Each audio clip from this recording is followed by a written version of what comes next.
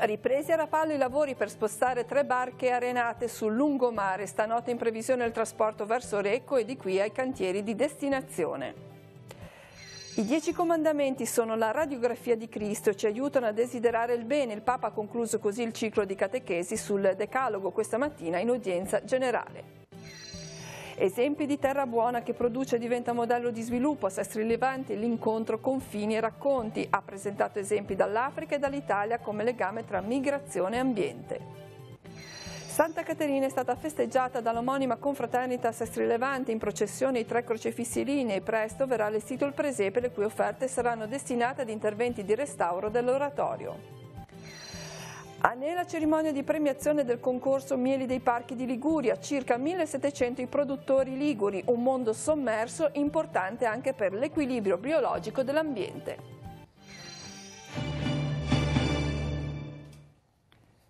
Buongiorno a tutti, ben arrivati al TG13. Questa mattina a Rapallo sono iniziati i lavori per rimuovere la seconda delle 3 imbarcazioni che per prime verranno spostate dal lungomare dove si sono accatastati diversi nattanti nella notte in cui si è svolta la mareggiata di fine ottobre. Se tutto proseguirà come previsto, stanotte le prime 3 barche scortate dalla polizia stradale saranno trasportate lungo l'Aurelia verso Recco e da qui attraverso l'autostrada A12 ai cantieri di destinazione. Terminata questa fase si procederà alla rimozione di altre imbarcazioni secondo un programma che verrà definito nelle prossime ore. Sentiamo. Sono riprese questa mattina le operazioni di rimozione di 3 delle imbarcazioni spiaggiate nella zona dei Cavallini a Rapallo, in prossimità dell'hotel Rosa Bianca. I lavori, portati avanti da 2 ditte piemontesi altamente specializzate, con l'ausilio di Sub, Capitaneria di Porto e Polizia Municipale per la parte relativa a sicurezza e traffico, consistono nella bonifica del carburante residuo, nell'imbragatura della barca, nella sua rimozione dalla spiaggia e nel successivo posizionamento sul bilico che ne garantirà il trasporto via terra. Chiusa questa fase, occorrerà proseguire il maxi lavoro di rimozione dei natanti affondati e danneggiati sulla passeggiata e all'interno del porto, iniziando dalla parte pubblica, ossia appunto dal lungomare di Rapallo. Stiamo lavorando su 2 fronti perché abbiamo la necessità di rimuovere i relitti presenti sia nella parte del porto pubblico che dalla parte del porto assentito in concessione al porto Carlo Riva, quindi parliamo di quell'area. Il nostro obiettivo è quello di fare in modo che i relitti ovviamente vengano rimossi nel più breve tempo possibile, compatibilmente con le condizioni meteomarine e rispetto alle condizioni di sicurezza, ma nel dover individuare delle priorità sicuramente la priorità è quella di liberare il più possibile gli accessi pubblici, evidentemente. Quindi in funzione della mappatura che è stata fatta e che è in corso di definizione, verranno congiuntamente alle ditte incaricate individuate delle priorità in maniera tale da procedere speditamente garantendo un sistema che funzioni e che sia continuo, che non debba essere interrotto se non dalla presenza di condizioni meteomarine avverse. In questo momento il porto è aperto? Assolutamente sì, come primo provvedimento con la collaborazione del comandante del porto che è qua accanto a me abbiamo deciso di fare che cosa? Di fare effettuare una video ispezione ai fondali da parte del nostro nucleo sommozzatori, quindi della Guardia Costiera. Questa video ispezione ci ha consentito di individuare un canale d'accesso sicuro e quindi individuare anche le zone dove erano principalmente concentrati, io li chiamo ostacoli alla navigazione, siano essi relitti piuttosto che porzioni di diga che sono crollati a seguito dell'evento del 29 ottobre. E una volta fatto questo cosa abbiamo fatto? Con ordinanza abbiamo indicato a tutti qual era la via d'accesso sicura in maniera tale da far sì che compatibilmente con la situazione in atto il porto non fosse totalmente pregiudicato. Questo è ciò che sta consentendo quindi un'accessibilità ancorché ridotta anche alle titolari di unità da diporto che non sono stati direttamente coinvolti dalla mareggiata. Dei danni provocati dalla mareggiata si parlerà anche oggi pomeriggio alle 17:30 a Lavagna, dove sarà presente il Presidente della Regione Giovanni Toti, l'assessore regionale alla Protezione Civile Giacomo Giampedrone, per incontrare i sindaci dei comuni costieri del Tigullio orientale. Parteciperanno anche i sindaci del comune dell'entroterra del Tigullio, i cui territori hanno subito danni dal maltempo nelle scorse settimane. L'incontro è promosso dal consigliere regionale di Forza Italia Claudio Muzio. E i danni della mareggiata mareggiata sono oggetto anche di una interrogazione al Ministro delle Infrastrutture Danilo Toninelli. L'hanno presentata Raffaella Paita alla Camera e Vito Vattuone al Senato. Si chiede di sapere quali iniziative il governo intenda assumere per assicurare un adeguato sostegno economico ai territori colpiti. In particolare si suggerisce di lasciare ai comuni la quota IMU di competenza statale per finanziare gli interventi necessari alla difesa della costa ligure. Il sindaco e il Consiglio Comunale di Santa Margherita Ligure hanno consegnato ieri sera un encomio ai soccorritori intervenuti la notte della mareggiata il 29 ottobre scorso per il salvataggio di diverse persone in difficoltà. In particolare si fa riferimento al salvataggio delle 21 persone tra diportisti e marittimi che sono rimasti bloccati sulla diga a Rapallo. A ricevere il riconoscimento i sommozzatori del Comando Provinciale dei Vigili del Fuoco e della Capitaneria di Porto, il cui intervento è stato determinante nelle fasi più calde dell'emergenza. Sull'encomio si legge: per l'intervento di soccorso prestato alle persone in difficoltà ed in grave pericolo di vita durante la mareggiata epocale del 29 ottobre scorso, chiaro esempio di elevato altruismo, professionalità e senso del dovere. Stiamo vedendo alcune immagini. E ora apriamo la pagina ecclesiale con l'udienza generale tenuta in aula a Paolo VI questa mattina da Papa Francesco. Contemplare Cristo per aprirci a ricevere il suo cuore, per ricevere i suoi desideri e per ricevere il suo Spirito Santo. Questo è il senso dei 10 comandamenti che il Papa ha spiegato nel percorso di catechesi intrapreso nelle scorse settimane. Se sono i desideri malvagi che rovinano l'uomo, lo Spirito depone nel nostro cuore i suoi santi desideri, che sono il germe della vita nuova, ha detto il Papa. La vita nuova infatti non è il titanico sforzo per essere coerenti con una norma, ma la vita nuova è lo Spirito stesso di Dio che inizia a guidarci sino ai suoi frutti, in una felice sinergia tra la nostra gioia di essere amati e la sua gioia di amarci. Queste le parole del Papa. Per vivere in tal modo, aggiunge Francesco, abbiamo bisogno di un cuore nuovo inabitato dallo Spirito Santo. Ma sentiamo a questo proposito un passaggio delle parole del Pontefice. Io mi domando come avviene questo trapianto di cuore dal cuore vecchio al cuore nuovo, attraverso il dono di desideri nuovi.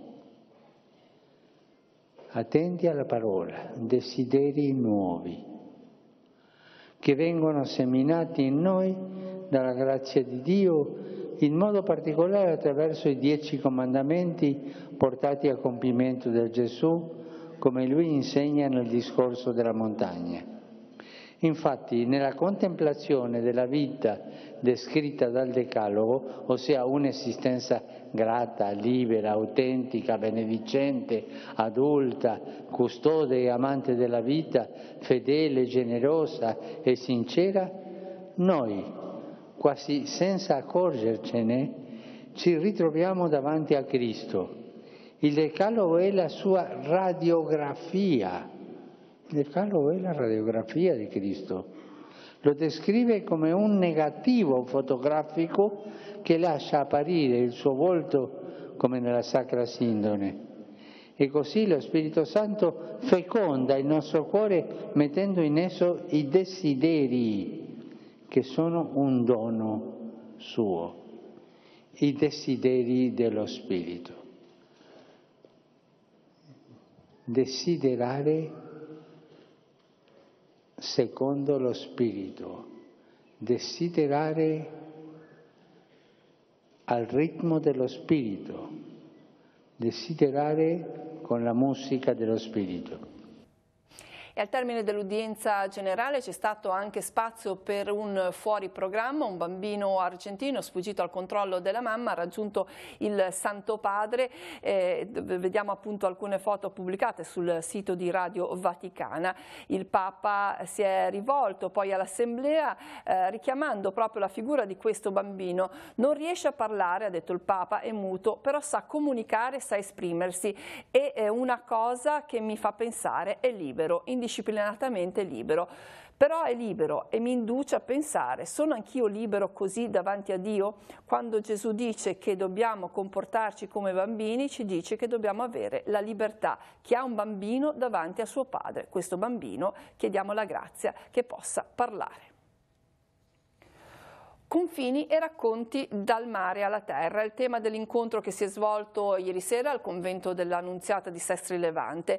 È il secondo appuntamento di un ciclo di conferenze curate da un gruppo spontaneo di cittadini, commercianti e associazioni del Sestrese. Questa volta l'attenzione si è posata sullo sviluppo rurale in Africa e in Italia.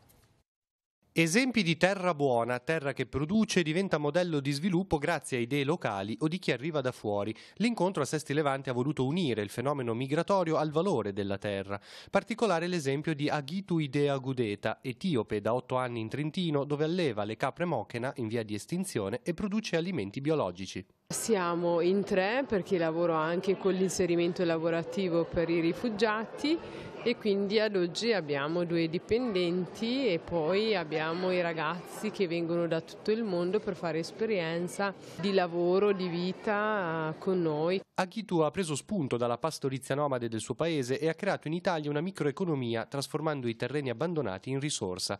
Lei va avanti con passione, non la spaventano le minacce razziste. Può essere l'invidia perché una persona che viene da fuori è in grado di fare qualcosa di importante, di interessante, mentre loro a casa loro hanno abbandonato tutto, non hanno fatto nulla, magari sono anche disoccupati. Questo può dar fastidio, però ce ne frega ben poco. In Liguria è forte l'esempio del biodistretto della Val di Vara, un progetto che ha messo in rete 7 comuni. Produttori, associazioni e cooperative del biologico hanno fissato alcuni punti: non usare diserbanti, inserire prodotti bio nelle mense, favorire lo sviluppo dell'agricoltura e il lavoro giovanile. Risultati tutti raggiunti?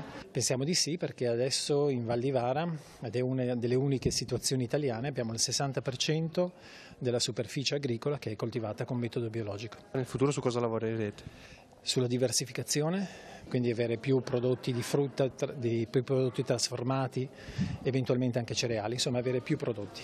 Nel 2019 Confini e Racconti toccherà altri temi come SPRAR, modello Riace e integrazione al femminile. Un buon risultato per un gruppo di cittadini nato in forma spontanea per trattare con intelligenza argomenti di attualità. Il gruppo si sta allargando, partecipano sempre più persone, la soddisfazione più grande è proprio questo, capire che non si è da soli a voler fare le cose in modo diverso, ma siamo veramente tanti e pieni di buona volontà. La confraternita di Santa Caterina a Sestri Levante ha festeggiato la Santa titolare. Al termine delle celebrazioni in chiesa si è svolta la processione lungo le vie del centro. I confratelli stanno ora preparandosi alle festività natalizie, in previsione dell'allestimento del presepe, le cui offerte serviranno a recuperare la struttura dell'oratorio danneggiata dai recenti eventi atmosferici. La festa di Santa Caterina per l'omonima confraternita di Sestri Levante è un'occasione che conclude idealmente il cammino dell'anno, richiamando amici e confratelli anche dalle località limitrofe. Il triduo di preparazione culmina nella giornata di festa in cui il gruppo si riunisce nella chiesa di San Pietro in Vincoli per la celebrazione dell'Eucaristia e poi si muove processionalmente nel centro della città. Quest'anno la messa domenicale è stata presieduta da Monsignor Alberto Maria Careggio, vescovo emerito di Ventimiglia Sanremo. In processione vengono portati 3 crocifissi lignei della confraternita di Santa Caterina e il crocifisso del Carmelo. È una festa molto sentita nel centro storico, poi è l'ultima festa dell'anno. Sono tante sia le confraternite della Liguria, perché arrivano dalla provincia di Spezia, di Genova e anche di Chiavari, e insieme festeggiamo la nostra patrona. Il percorso lungo le vie del centro sestrese ha richiamato l'attenzione di molte persone, passanti ma non solo, anche residenti legati a questa antica tradizione. È nostra tradizione trasportare i crocifissi come testimonianza, c'è tante persone anziane che non possono partecipare alla nostra festa e allora quando vedono passare il crocifisso sotto le finestre si avvicinano, si segnano con la croce, gli sembra un po' di ricordare ancora il loro passato. Ecco. Archiviati i festeggiamenti, l'attenzione dei confratelli si sposta ora sulle imminenti festività natalizie e sulla mostra allestita a Palazzo Reale di Genova, dove è stata portata la cassa processionale del martirio di Santa Caterina. È un nostro vanto che questa nostra statua venga richiesta e noi abbiamo pensato di organizzare un pullman per coloro che hanno piacere di andare a vederla. E inoltre poi ci sarà il presepe, il nostro presepe genovese, che è sempre molto apprezzato, e e in qualche modo i proventi del presepe ci servono perché abbiamo avuto qualche problema durante l'ultimo maltempo e cercheremo di restaurare il tetto e altre pertinenze dell'oratorio, sperando che anche all'aiuto delle persone. Da sabato prossimo e sino al 10 dicembre sarà possibile visitare la mostra Mercato Missionario allestita dall'Ordine Francescano Secolare nella Sala Baldassare del Santuario di Sant'Antonio a Chiavari. Il ricavato sarà destinato alle missioni francescane in Terra Santa e in Burundi e all'opera dei frati di Assisi per i minori disagiati. La mostra si può visitare dalle 14:30 alle 18. Il concorso Mieli dei Parchi di Liguria quest'anno ha avuto come ente capofila il Parco dell'Aveto. La premiazione si è svolta nel Palazzo Municipale del Comune di Nè, dove i produttori hanno ricevuto i riconoscimenti corrispondenti ad 1, 2 o 3 appine d'oro. Il mondo degli apicoltori è una realtà importante nel segmento agricolo della nostra regione, in continua crescita nonostante le difficoltà. Il mondo delle api è una realtà sommersa e importante della regione Liguria. Sono circa 1700 gli apicoltori che si dedicano a questa attività, che racchiude in sé un aspetto produttivo e al tempo stesso un equilibrio biologico attraverso l'impollinazione. A sostegno di questo sistema esistono dei finanziamenti regionali volti ad incentivare il settore. Ci sono questi finanziamenti che consentono all'apicoltore di acquistare attrezzature tipo arnie, comprare le api che sono il motore della propria azienda, comprare attrezzature per lavorare meglio. Altri finanziamenti sono dedicati alla formazione e all'informazione degli apicoltori. Come tutte le attività agricole, l'apicoltura è soggetta agli eventi climatici in continua evoluzione. Il problema della siccità a fine estate significa che le api non possono fare la covata che diventerà le api invernali, quelle che devono durare più mesi. Quindi se c'è siccità, se c'è il deserto, non ci sono alberi, non ci sono fiori da bottinare e di cosa si nutrono le api, come fanno a nutrire la covata. E lo stesso questa primavera c'è stata una gelata a inizio marzo e anche lì abbiamo rischiato. Dal 2015 in Liguria è stato avviato il progetto Life Stop Vespa per osteggiare l'avanzata della vespa velutina, calabrone asiatico che si nutre di api. Il progetto, finanziato dalla Comunità Europea, giungerà a compimento nel luglio 2019 e mira a contenere la proliferazione della vespa attraverso l'utilizzo di un radar armonico. Il radar armonico è uno strumento innovativo sviluppato dal Politecnico di Torino e serve per seguire il volo dei calabroni dall'apiario ai nidi, per poi quindi individuare la posizione dei nidi e poterli rimuovere prima della riproduzione della specie. A fronte di tutte le difficoltà, gli apicoltori che portano avanti questo segmento di agricoltura sono mossi da un unico motore, la passione. È un mondo incredibile, ogni giorno impari sempre qualcosa. Ti serve parecchia curiosità perché per capire appunto come si comporta l'ape, perché l'ape è un animale incredibile e quindi di fatto ti insegna proprio a comportarti di fatto. Bisogna che i valori di base, quelli di fondo eccetera, ci siano ancora tutti. Se è destinato solo alla produzione, costi quel che costi, perde qualcosa, sia in favolismo ma anche in pratica. Anche quest'anno torna la rassegna Uomini e Navi promossa dalla Lega Navale di Chiavari e di Lavagna. Vediamo la notizia sul nostro sito teleradiopace.com. Gli appuntamenti saranno in tutto 9, si snoderanno da dicembre a marzo 2019 nella sede della Lega Navale al box 51 del porto turistico. Gli interventi dei relatori saranno di volta in volta corredati da foto e filmati. Il primo incontro sarà sabato 1 dicembre alle 17. Giorgio Getto Viarengo parlerà sul tema l'Istituto Nautico Andrea Doria di Chiavari, nascita del sistema scolastico nella nostra città. L'Associazione Culturale Uleudo di Sestri Levante ha bandito la 31esima edizione del concorso relativo alla giornata dei nonni. Per il 2019 il tema della ricerca sarà il rapporto tra dialogo in famiglia e i nuovi strumenti di comunicazione. Possono partecipare gli studenti delle scuole elementari, medie e superiori del territorio. Gli elaborati dovranno essere consegnati entro la fine del mese di maggio. Ora sfogliamo le pagine dei quotidiani insieme a Marco Revello, poi tutte le altre notizie. Avvenire titola tassa senza memoria, prelievo sui soldi mandati a casa dagli immigrati, le stesse rimesse che aiutarono l'Italia a crescere nel periodo della migrazione italiana verso le Americhe. Oggi sì del Senato al DL fiscale, giallo sulle donazioni al no profit, la Camera ha approvato il provvedimento sulla sicurezza che limita l'asilo politico. Nomadi accallarate, sgombero in tenda, famiglie divise e scuole a rischio. Quirinale per il bene del paese sia al dialogo sulla manovra, dialogo con Bruxelles. E Macron tenta la svolta per un'ecologia popolare, aiuta le famiglie e taglia le accise alla vigilia di COP24. Allarme giovani, gli eremiti sociali sono più di 128.000, andiamo a vedere di che si tratta. Isolati e dipendenti dalle tecnologie e allarme sui giovani hikikomori, i dati drammatici diffusi dagli stati generali della scuola digitale di Bergamo. Dobbiamo fermarci per poi poter ripartire con più consapevolezza, ha sottolineato la promotrice Bardi. I genitori spiazzati, così cerchiamo di aiutarli. Marco Crepaldi ha fondato l'associazione che si occupa del fenomeno. Ecco i 3 segnali che vanno subito colti. Ma andiamo a vedere il secolo XIX, sfida per il ponte 4, i progetti firmati Calatrave, spuntano anche i cinesi. Genova Confindustria chiama al nord-ovest, Mondini sulle infrastrutture, la sfida è decisiva. L'Archistar spagnola e Cimolai tornano agli stralli, vediamo in questo rendering fotografico. Salini in pregiro e Fincantieri invece si ispirano al ponte di Renzo Piano.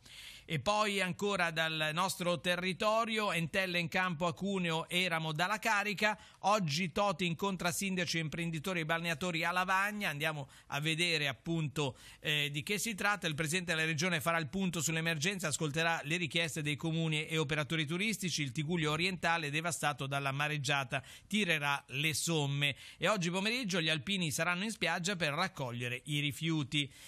Andiamo invece ad un'altra notizia che arriva dall'entroterra, dalla Forcella a Rezzo Aglio, buche continue, così la 186 è diventata una strada groviera. Impossibile contare tutte le voragini, alcune sono profonde anche 10 centimetri, sono previste per ora solo opere di ripristino, le asfaltature dalla prossima primavera.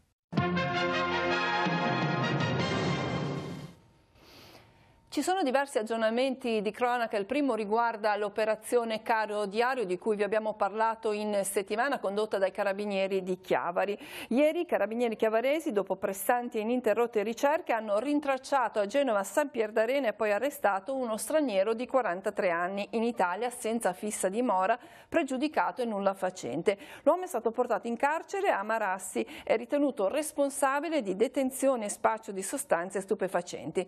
Durante la stessa attività è stata notificata un'ordinanza nei confronti di una donna pregiudicata residente a Borzoli, sottoposta alla misura dell'obbligo di presentazione quotidiana alla polizia giudiziaria e all'obbligo di dimora nel comune di Genova. L'operazione Caro Diario, lo ricordiamo, ha smantellato nei giorni scorsi una rete di spacciatori attiva nel Tigullio. Le indagini sono partite dalla segnalazione di una mamma e sono iniziate oltre un anno fa. Sempre cronaca anche dalla redazione, la linea a Maurizio Garreffa. Grazie Cristina, un saluto a tutti. Un incidente mortale è avvenuto questa mattina in A12 nel tratto tra Sarzana e Carrara, diversi mezzi coinvolti, tra cui un furgoncino condotto da un giovane di 32 anni che purtroppo è deceduto sul colpo. Altri 3 feriti, un uomo e 2 donne, sono stati trasportati in codice giallo al pronto soccorso Nuovo Ospedale Apuano di Massa. Sul posto il 118 di La Spezia, l'elicottero e i vigili del fuoco. È ancora da chiarire la dinamica dell'incidente che è avvenuto intorno alle 8:15 di questa mattina. Ci sono stati naturalmente ripercussioni sul traffico autostradale. È tutto, a te Cristina. Grazie, ricordiamo un appuntamento sportivo, vediamo anche dal sito della Virtus Entella. Oggi pomeriggio alle 14:30 i biancocelesti scenderanno in campo a Cuneo per recuperare la 4ª giornata di campionato. Nel telegiornale di questa sera il risultato della partita. Ricordiamo dunque il nostro spazio informativo serale che va in onda alle 19:15, 20:30, 22:45. Grazie a tutti dell'attenzione, buon pomeriggio.